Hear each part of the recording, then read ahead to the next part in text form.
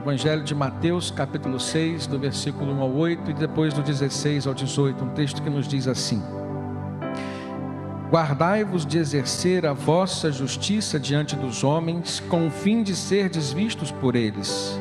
Doutra sorte, não tereis galardão junto de vosso Pai Celeste.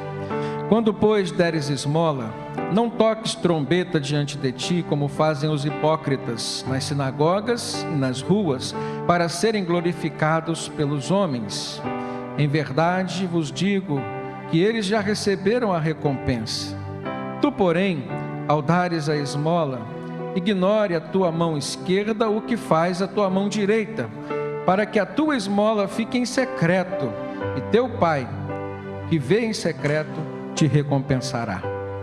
E quando orardes, não sereis como os hipócritas, porque gostam de orar em pé nas sinagogas e nos cantos das praças, para serem vistos dos homens.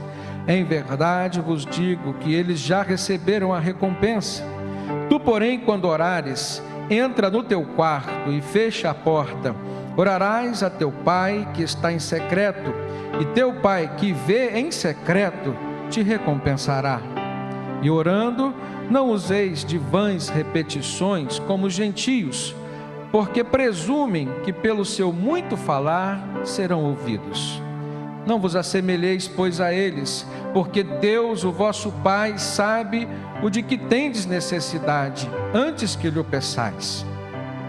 E quando jejuardes, não vos mostreis contristados como os hipócritas, porque desfiguram o rosto com o fim de parecer aos homens que jejuam. Em verdade vos digo que eles já receberam a recompensa. Tu, porém, quando jejuares, unge a cabeça e lava o rosto, com o fim de não parecer aos homens que jejuas. E teu Pai, que vê em secreto, te recompensará. Nós vemos aqui, irmãos, Jesus falando de coisas práticas da nossa vida. Vida que diz respeito ao dia a dia dos cristãos. Ele fala de oração, ele fala de jejum, ele fala de dar esmolas ou fazer uma ação social, fazer o bem ao próximo. Jesus fala de coisas que nós praticamos, mas o enfoque daquilo que ele está trazendo nesse texto é a motivação que nos leva a praticar tais coisas e também como fazer tais coisas. Nós entendemos que tudo que o ser humano pode fazer para aprimorar a sua relação com Deus, de maneira que seja através da fé e também através das obras, nós podemos denominar como uma disciplina espiritual. Disciplina é aquilo que traz ensinamento. Quem trabalha em escola, quem é professor, pedagogo ou aluno sabe que o conteúdo que nós temos que aprender é dividido em disciplinas, separado em disciplinas. E a disciplina, ela traz ao ser humano um sentido de que, ao conhecer ou a estar diante do saber, ele pode transformar o seu próprio ser. Aqui, Jesus mostra o que era necessário aos homens conhecerem, saberem, e mostra coisas práticas que eles deviam fazer no seu dia a dia. Mas ele diz que há um diferencial nas coisas que nós fazemos que nos remetem a Deus, nos remetem aos céus. Essas coisas precisam ser feitas com amor no coração.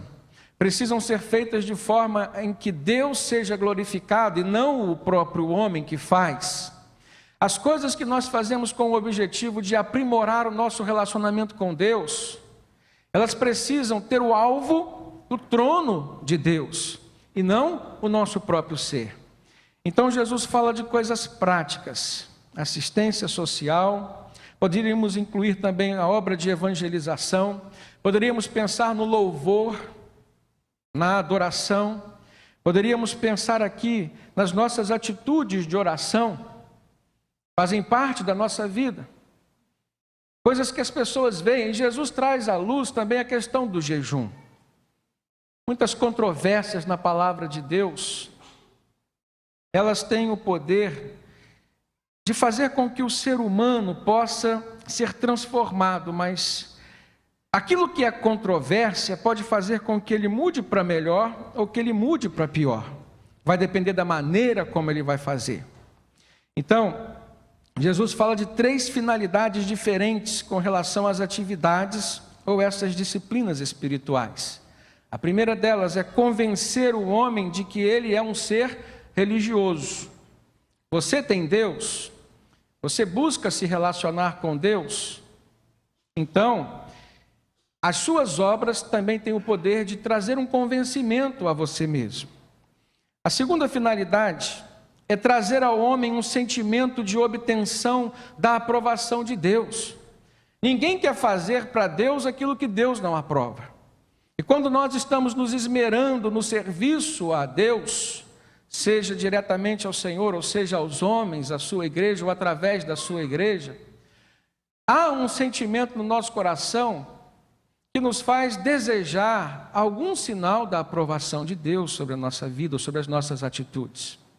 A terceira finalidade da disciplina espiritual, ou de algumas disciplinas espirituais, está no que diz respeito à demonstração do nosso amor a Deus e também do nosso amor ao próximo.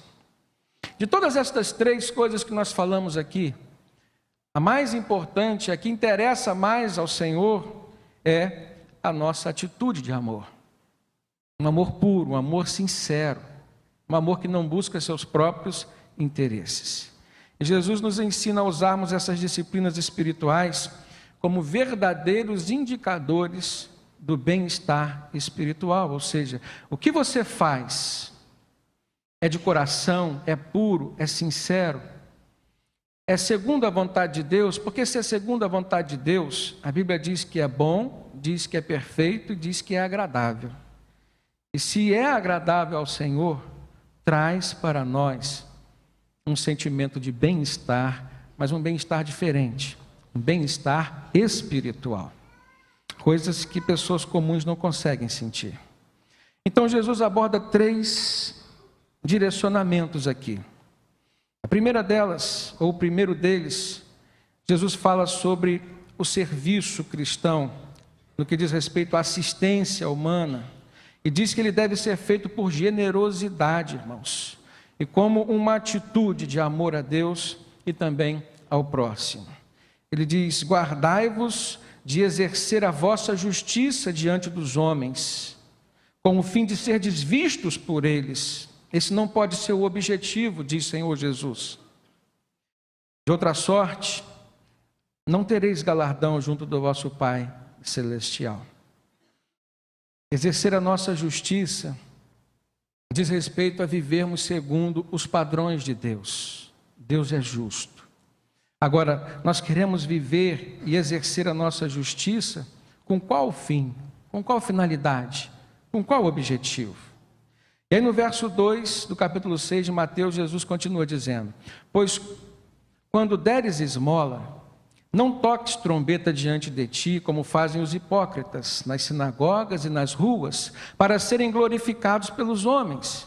Em verdade vos digo que eles já receberam a recompensa. E que tipo de recompensa é essa que as pessoas falsas, hipócritas, podem receber? O tratamento de Deus. E Jesus está dizendo que Deus está nos céus, mas também está na terra, está no nosso coração. Ele nos sonda, Ele nos conhece e Ele nos trata. E aquilo que precisa ser mudado, aquilo que precisa ser lapidado em nós, assim o será na força, no poder, no tempo de Deus. Então Jesus diz: olha, o Senhor sabe como eles estão fazendo, por que eles estão fazendo, já receberam a recompensa deles. Mas vocês, quando derem esmolas, ignore a tua mão esquerda o que faz a tua mão direita, para que a tua esmola fique em secreto, e o teu Pai que vê em secreto te recompensará. É interessante que nessas 3 partes do texto que nós lemos, aqui fala com relação aos donativos, à assistência social que nós como cristãos precisamos fazer. A segunda, que fala sobre a oração. A terceira, que fala sobre o jejum. Em todas elas, Jesus fala sobre a hipocrisia. E ele combate esse sentimento, combate essa atitude. Ele diz que nós precisamos fazer não para nós mesmos e nem para que os outros vejam. Porque Deus, que vê o que está em secreto, nos trará a recompensa. É nessa hora que nós precisamos avaliar a nossa atitude enquanto igreja, enquanto cristãos. Muitas pessoas têm desenvolvido uma vida de religiosidade, até se convencem de que são seres religiosos, e nessas atitudes, elas acabam destruindo o seu relacionamento com Deus em vez de estar construindo. Elas não acumulam bênçãos da parte do Senhor. Então, aquilo que nós fazemos para nosso Deus tem que ser para nosso Deus, tem que ser de coração. Em 2 Coríntios 9, verso 7, é o apóstolo Paulo que fala aos crentes, ele diz assim: cada um contribua segundo propôs no seu coração, não com tristeza, diz o apóstolo, nem muito menos por necessidade, mas Deus ama aquele que dá com alegria, Deus ama aquele que faz com generosidade, com espontaneidade de coração. E aqui nós vemos que Jesus traz uma abordagem muito prática, porque, irmãos, não sejamos hipócritas, mas há uma natureza no ser humano, intrínseca a ele, de querer participar da glória que é de Deus, de querer o reconhecimento dos outros. Inclusive, algumas disciplinas na área de gestão de pessoas, elas dizem que o elogio, por exemplo, ele deve ser praticado como forma de motivação. Uma pessoa trabalha, faz alguma coisa, então ela deve ser elogiada pelo outro, para que ela se sinta motivada a desenvolver o seu potencial e fazer mais e mais. Só que nas questões espirituais, nós precisamos ter um cuidado muito grande, porque elogios, dependendo da hora e da forma como são feitos, eles podem desenvolver vaidade no coração das pessoas. E daqui a pouco as pessoas estão fazendo para Deus, ou pensando que estão fazendo para Deus, mas estão fazendo para si mesmas, em busca da glória, porque desenvolveram vaidade no coração.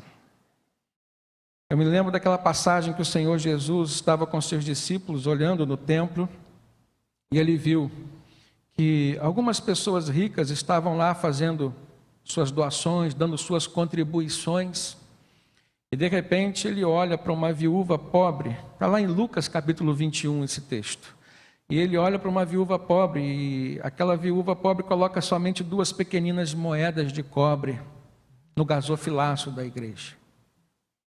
E Jesus diz uma palavra catedrática naquele momento, ele diz assim: afirmo-lhes que esta viúva pobre colocou mais do que todos os outros. Todos estes deram do que lhes sobrava, mas ela, da sua pobreza, deu tudo o que possuía para viver. Entende como é diferente quando a sua atitude, o seu gesto, ele sai do seu coração com sinceridade, com gratidão, com generosidade, em direção ao trono de Deus. E quando a sua atitude, o seu gesto, sai de dentro de você, mas em direção ao seu próprio interior, preocupado com o que os outros vão ver, preocupado com o conceito que os outros vão ter a seu respeito, nós não podemos usar das coisas de Deus para trazer a glória para nós mesmos. Não podemos fazer da obra de Deus, que é santa, algo que venha desviar o foco da pessoa do Senhor Jesus. E é por isso que Jesus trata essa questão com muita cautela e ao mesmo tempo com muito critério. A segunda lição que nós aprendemos nesse texto, irmãos, nos faz pensar e aprender que toda oração deve ser feita de maneira a manifestar o nosso amor a Deus e também o nosso amor ao próximo. Mas você poderia pensar assim: como? Como que eu posso manifestar o meu amor a Deus através das minhas orações? E o meu amor ao próximo, por exemplo, muita gente traz um conceito de que para demonstrar amor ao próximo é preciso fazer, é preciso doar alguma coisa, é preciso dar o que ele precisa. Mas nós que temos uma visão espiritual das coisas, sabemos que o que mais as pessoas precisam é do crescimento espiritual, É da graça do Senhor Jesus. Ela nos muda, ela nos transforma. Ela faz com que todas as outras coisas possam ser acrescentadas a nós. E às vezes a nossa mente, o nosso olhar está focado nas coisas materiais, nas necessidades do corpo. A Bíblia ensina que elas são importantes, mas a Bíblia também ensina que elas não são as mais importantes. Jesus disse: buscai primeiro o reino de Deus e a sua justiça, e todas as demais coisas vos serão acrescentadas. Então ele estabelece aquilo que é prioridade. E o que é prioridade é o reino de Deus. Entenda a palavra, irmãos: reino de Deus, não o reino dos homens. Reino de Deus, não o reino do outro. Reino de Deus, não o reino de si mesmo. Eu preciso desconstruir tudo aquilo que ao longo da minha vida foi criando um altar para a minha pessoa, ou para alguma coisa, ou para outro alguém. Eu preciso construir um altar para o meu Deus. Os homens e as mulheres na Bíblia e na história da humanidade que lograram êxito, que venceram grandes batalhas, tiveram sempre o discernimento de que o centro das suas vidas deveria estar sempre na pessoa do Senhor Jesus. Nas orações, como nós podemos fazer isso? E aí Jesus dedica um texto especial, Mateus 6, a partir do verso 5. Ele diz assim: e quando orares, não sejas como os hipócritas. Mais uma vez Jesus usa a palavra hipócrita. Pois eles se comprazem em orar em pé nas sinagogas e as esquinas das ruas para serem vistos pelos homens. Em verdade vos digo que já receberam o seu galardão. É interessante nós aprendemos nesse texto, a hermenêutica nos ajuda a isso. Aqui Jesus não está falando que todas as pessoas que oram em pé na sinagoga ou que oram em pé na esquina estão querendo ser vistas pelos homens. E nem está dizendo que todas elas são hipócritas. Mas está dizendo que os hipócritas que fazem oração só querem fazer em pé no templo, de forma que as pessoas possam ver, ou nas esquinas, de forma que eles possam ser alvo das atenções dos outros. De forma que eles possam criar um conceito na mente dos outros de que eles são melhores que os outros, de que são pessoas mais espirituais que os outros. Há muitas pessoas que oravam em pé nas sinagogas, oravam nas esquinas, intercedendo pelos outros, e que não eram hipócritas. Mas Jesus traz aqui uma receita infalível, irmãos. No verso 6 ele diz assim: mas tu, ou seja, falando para os discípulos e para os cristãos que estavam ali querendo crescer em espiritualidade. Mas tu, quando orares, entra no teu quarto e fechando a tua porta, ora ao teu pai que está em secreto. E teu pai que vê em secreto te recompensará publicamente. Jesus está falando que o nosso quarto é o lugar especial para nós orarmos, para nós falarmos com Deus. No nosso quarto nós somos quem de fato nós somos. No nosso quarto nós não temos nada a esconder de ninguém. No nosso quarto não existe vergonha diante das pessoas. No nosso quarto não existe hipocrisia. E se alguém está sendo tomado por algum tipo de sentimento assim, precisa ser mudado, transformado. E o local para isso acontecer, Jesus está apontando como sendo o nosso quarto, aonde nós realmente vivemos o que realmente somos, aonde nós falamos aquilo que realmente está no nosso coração.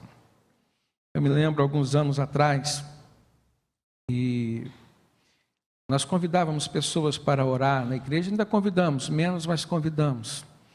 Eu me lembro de um irmão amigo que eu convidei para fazer uma oração no culto de quarta-feira.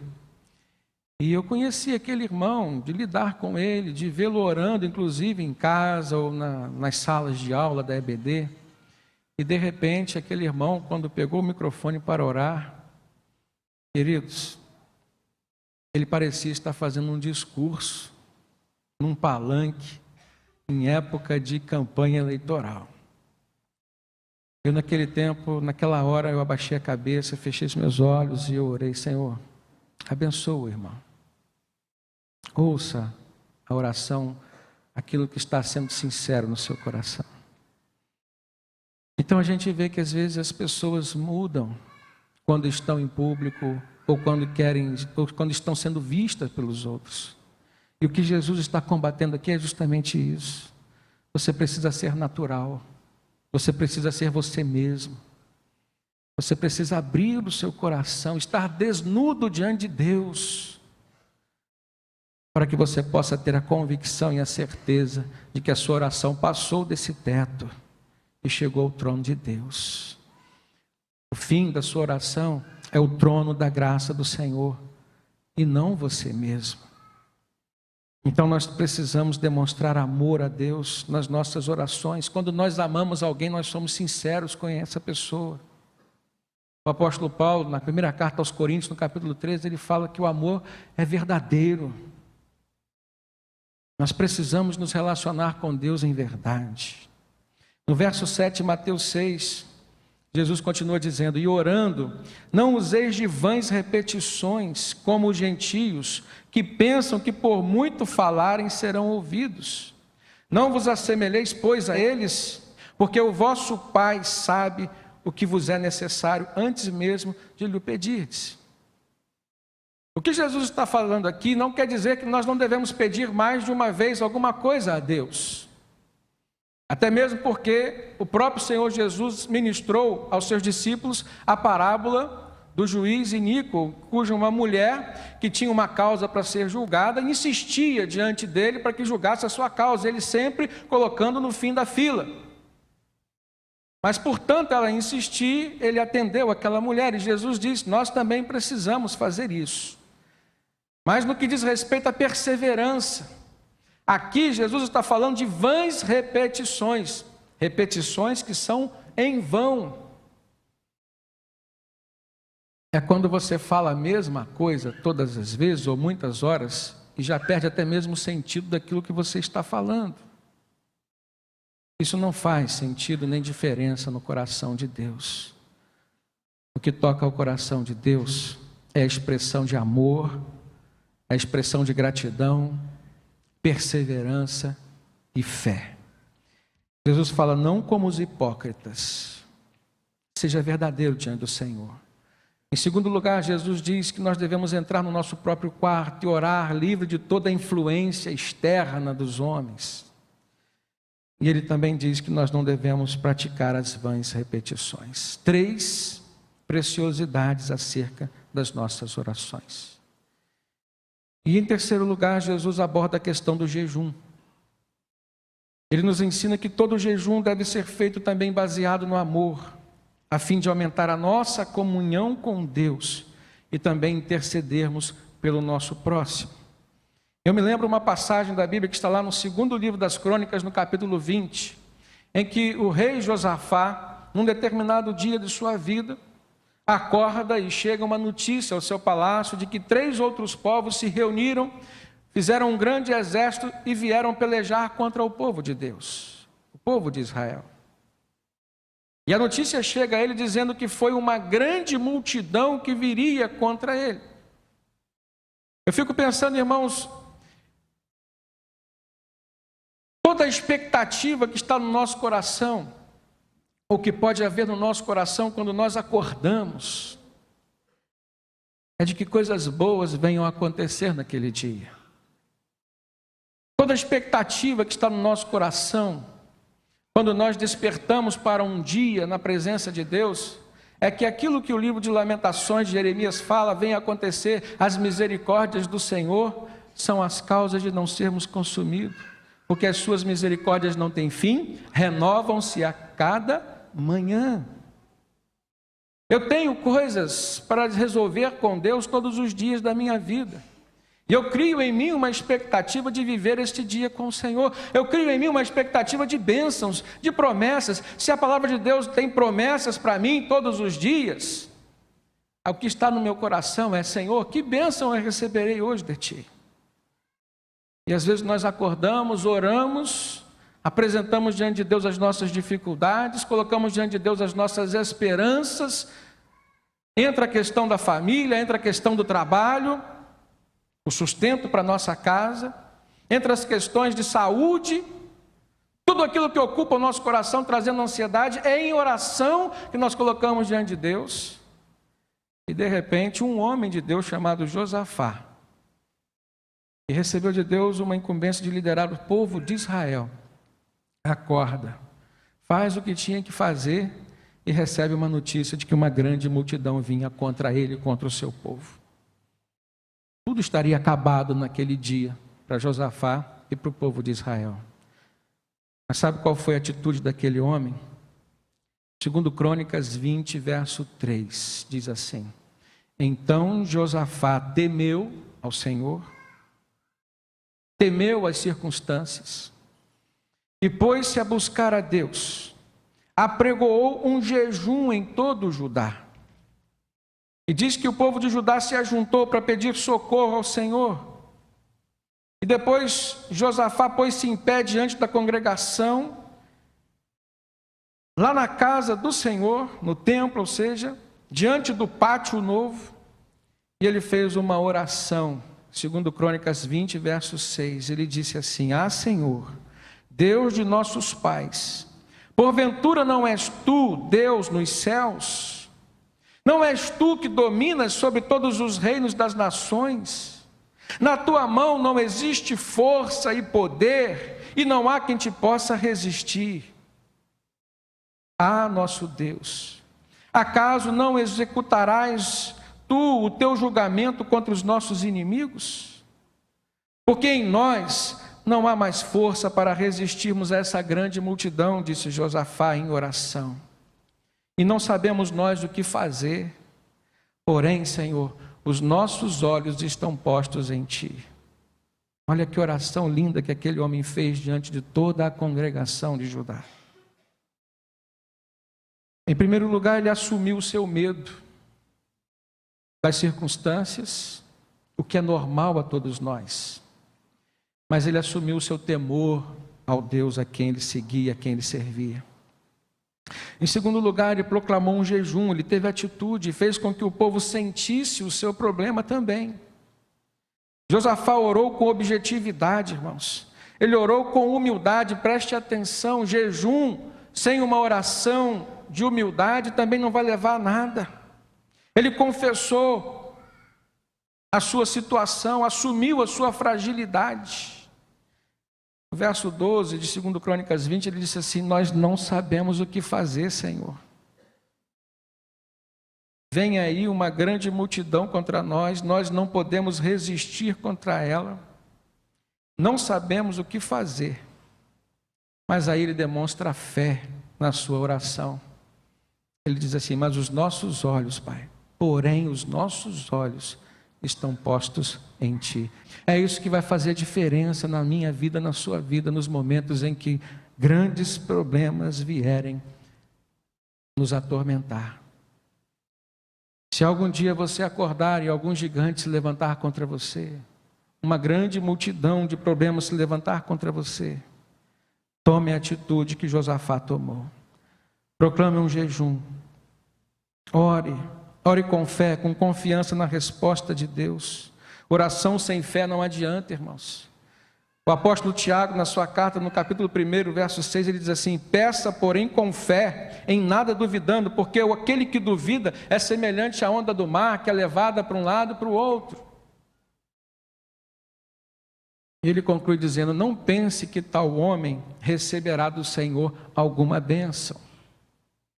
Precisamos exercitar a nossa fé. Mas orar e jejuar. Qual é o jejum que o Senhor determina que nós venhamos a fazer? Por que fazer é a questão. Como fazer? E para que fazer? É por isso que no livro do profeta Isaías, no capítulo 58, Deus fala por meio do profeta que o povo estava jejuando de forma inadequada, por motivos inadequados, no tempo inadequado, o povo de Israel estava totalmente errado. E eu creio que hoje ainda muitas pessoas estão fazendo o jejum da maneira errada. Olha o que o profeta Isaías diz em nome de Deus. Porventura não é este o jejum que eu escolhi, que soltes as ligaduras da impiedade, que desfaças as ataduras do jugo, e que deixes livres os oprimidos, e despedaços todo o jugo? Porventura não é também que repartas o teu pão com o faminto, que cubras o nu, que recolhas em casa os pobres abandonados? Então, se assim fizeres, romperá a tua luz como a alva, e a tua cura apressadamente brotará, e a tua justiça irá diante de ti, e a glória do Senhor será a tua retaguarda. Olha, irmãos, o que Jesus está falando aqui, concluindo essa palavra, é a mesma coisa que ele começou dizendo antes com relação às outras coisas.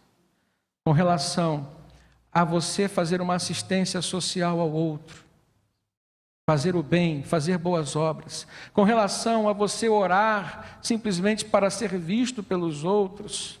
E agora, o que Jesus está nos mostrando é que nós não podemos, não devemos jejuar se não houver uma transformação no nosso interior, no que diz respeito às coisas principais e essenciais da nossa vida.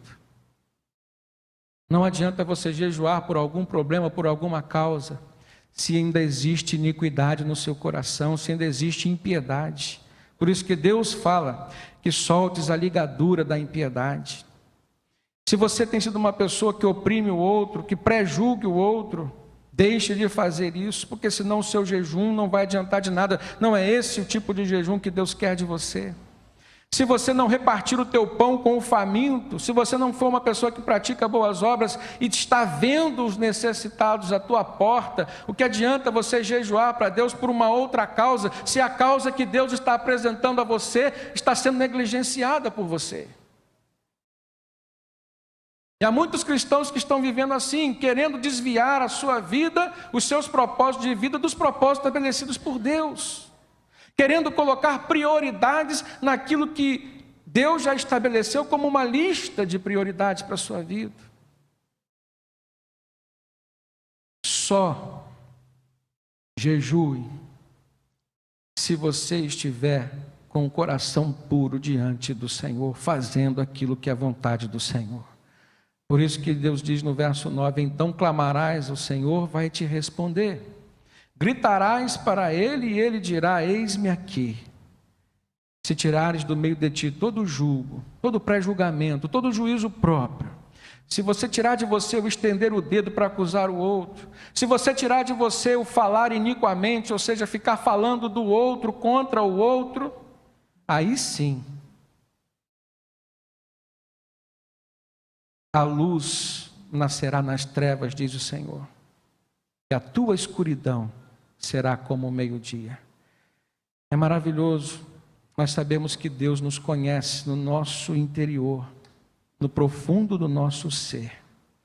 E a promessa de Deus com relação a esse jejum verdadeiro, que é o que Ele recomenda, está no verso 11 de Isaías 58. Ele diz assim, e o Senhor te guiará continuamente, fartará a tua alma até em lugares áridos, e fortificará os teus ossos, e serás como um jardim regado, um manancial, cujas águas nunca hão de faltar. Esse é o desejo de Deus para você, querido.